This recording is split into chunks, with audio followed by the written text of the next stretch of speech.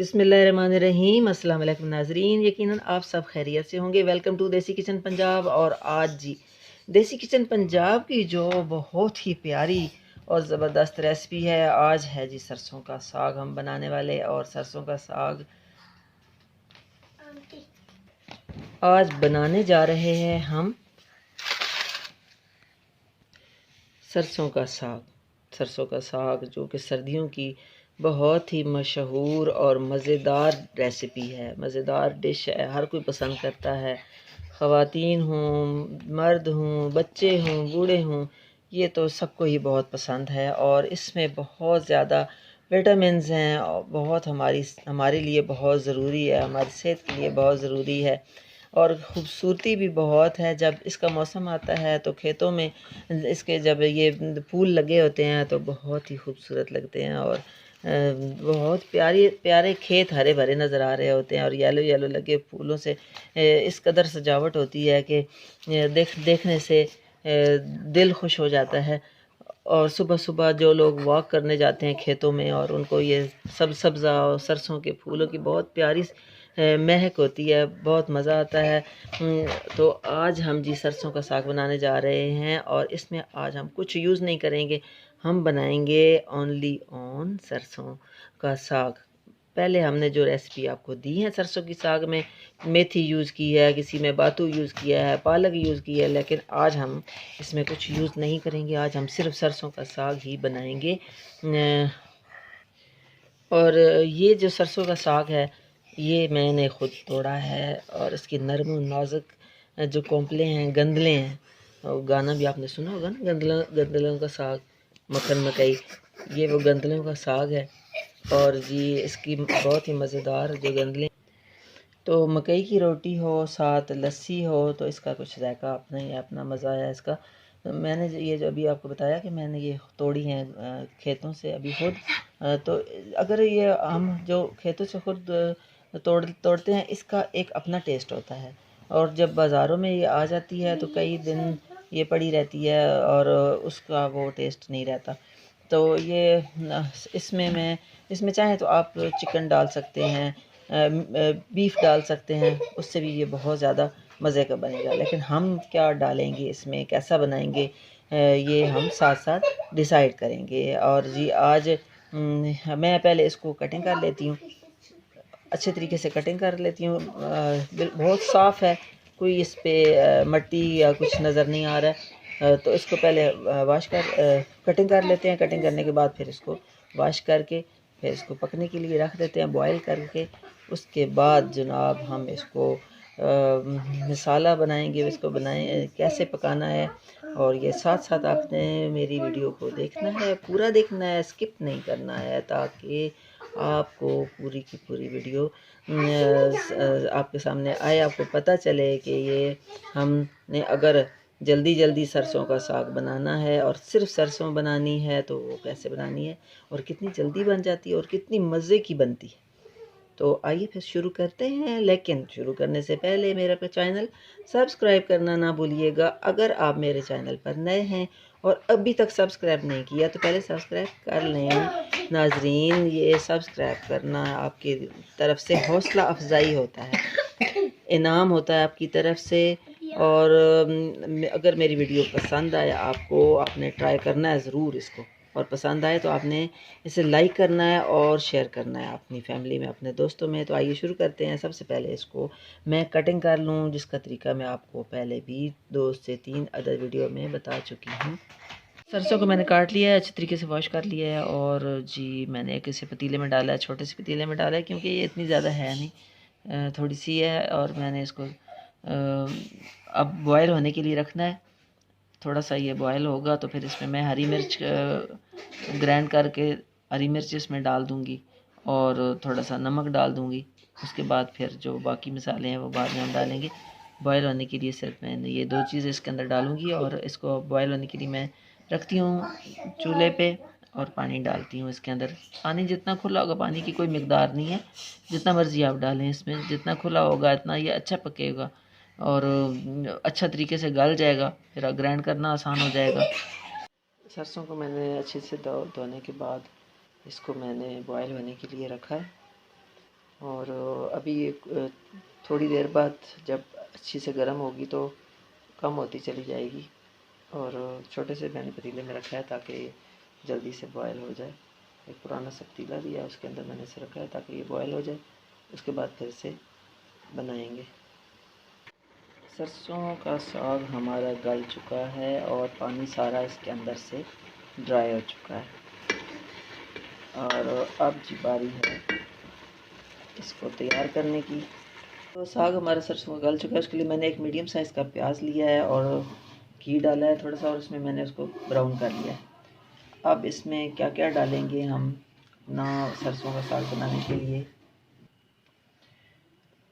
2 अदद मैंने medium size के टमाटो लिए हैं, इनको काट लिया है। और जी मैंने लहसुन अदरक का पेस्ट लिया है तकरीबन 1 टेबल स्पून। उसके अलावा कुटी हुई है हरी मिर्च तकरीबन 3 अदद, ये मैं इसमें डालूँगी। बिस्मिल्लाहिर्रहमानिर्रहीम। और मैं इसमें थोड़ा सा पानी शामिल करूँगी ताकि हमारे ये टमाटो जो है मसाला जो है अच्छी तरीके से मिक्स हो जाए। उसके अलावा इसमें मैं डालूँगी नमक 1/2 टी स्पून, हल्दी पाउडर 1/2 टी स्पून, लाल मिर्च, क्योंकि मैंने हरी मिर्च भी इसमें 2 से 3 अदद कूट के डाली हैं, लेकिन उसके अलावा मैं इसमें 2 चम्मच 2 टीस्पून लाल मिर्च भी मैंने इसमें ऐड की है। इसको अच्छे से मिक्स कर लेते हैं। जब तक हमारा मसाला तैयार होता है तब तक हम साग को ग्राइंड कर लेते हैं, जो कि अच्छे तरीके से गल चुका है। इसको अब हम ग्राइंडर की मदद से ग्राइंड कर लेंगे। ये देखें बहुत ही अच्छा गला हुआ है। और इसको अब मैं ग्राइंड करती हूँ ताकि हमारा मसाला तैयार हो, साथ ये भी तैयार हो जाए। आप इसे जिसमें भी चाहें ग्राइंड कर सकते हैं, जग में कर दें। मैं भी इस छोटी सी ग्राइंडर में अपने छोटे से जग में इसको ग्राइंड करती हूँ, क्योंकि थोड़ा सा मैंने बनाया साग, तो इस वजह से इसमें भी हो जाएगा। और पिछली दफ़ा जो मैंने आपको रेसिपी दी थी वो मैंने मदानी की मदद से उसको घोटा था और घोट के बनाया था। जो था मेथी और सरसों का साग था और पालक थी उसमें शामिल। तो ये रेसिपी चूँकि उससे थोड़ी अलग है।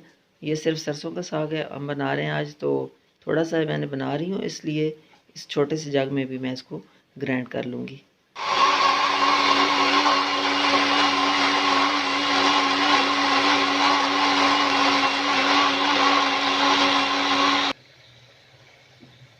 साग को मैंने ग्राइंड कर लिया है। ये देखिए किस तरह खूबसूरत ग्राइंड हुआ है। बहुत ज़्यादा मैंने बारीक नहीं किया है, बस दरदरा सा, क्योंकि बहुत ज़्यादा बारीक हो जाए तो फिर वो इतना अच्छा नहीं लगता। और इस छोटी सी जग की मदद से मैंने इसको ग्राइंड कर लिया है, क्योंकि ये इतना ही था, थोड़ा सा था। और अब जी मसाले की तरफ चलते हैं। तो मसाला भी मेरे ख्याल में रेडी हो चुका है, बल्कि यकीनन रेडी हो चुका है। और अब इसमें डालेंगे हम साग जो कि करके रखा है अपना अभी ग्राइंड। बिस्मिल्लाहिर्रहमानिर्रहीम। अच्छे से बर्तन को साफ कर लेंगे।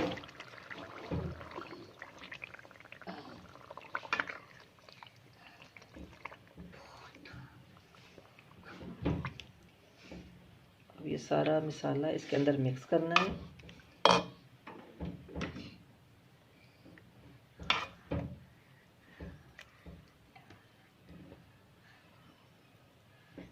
आँच थोड़ी सी मैंने स्लो कर दी थी, अब थोड़ी मीडियम आँच पे हम इसको पकाएंगे।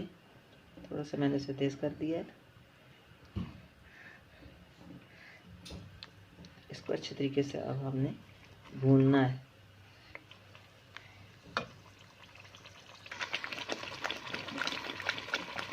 अच्छा, मसाला जो है वो अच्छे से मिक्स हो चुका है, लेकिन इसे अभी भूनना बाकी है। अच्छे से इसको भूनना है। अब क्या करना है जी, इसमें 2 से 3 अदद हरी मिर्च बड़े बड़े पीसेस में मैंने रखे हैं, ये भी मैं इसके अंदर डाल दूँगी।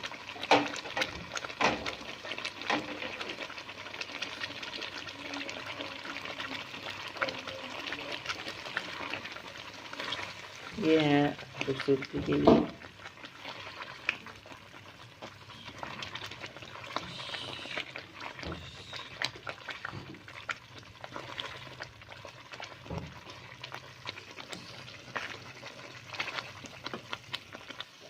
अब ये देखें जी, बिल्कुल ये तैयार हो चुका है, सारा पानी इसमें से ड्राई हो चुका है और ऑयल जो है बाहर निकल आया। क्योंकि ऑयल मैंने बहुत ज़्यादा नहीं डाला, क्योंकि अभी इसमें हम कुछ और डालने वाले हैं। और अब हम क्या करना है जी, अब हम चूल्हे को करेंगे बंद और अपने साग को हम करेंगे डिश आउट, और इसकी खुशबू जो है वो पूरे घर में फैल जाए। तो हमारा साग बिल्कुल तैयार हो चुका है, सारा पानी इसमें से बिल्कुल ड्राई हो चुका है। अच्छी तरीके से मैंने इसको भून लिया है और जी देखें माशाल्लाह कितना खूबसूरत लग रहा है। इसकी खुशबू जो है वो पूरे घर में फैल रही है, क्योंकि ये खालिस सरसों का साग है और इसमें कोई चीज़ दूसरी नहीं है, इसलिए सिर्फ सरसों के साग की ही खुशबू है पूरे घर में। और ऑयल चूँकि मैंने इसमें बहुत ज़्यादा नहीं डाला, क्योंकि अभी मैं इसमें कुछ और डालने वाली हूँ।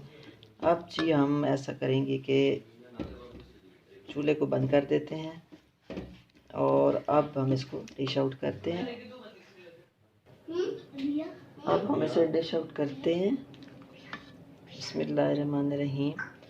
देखिए जी माशाल्लाह किस तरह खूबसूरत बनाया है, कितना, और इसका कलर इतना डिफरेंट है, क्योंकि इसमें वो पालक और दूसरी चीज़ें जब डाली जाती हैं तो इसका कलर थोड़ा सा चेंज हो जाता है। लेकिन ये खालिस सरसों है, इसमें और किसी दूसरी चीज़ का कलर बिल्कुल भी नहीं है।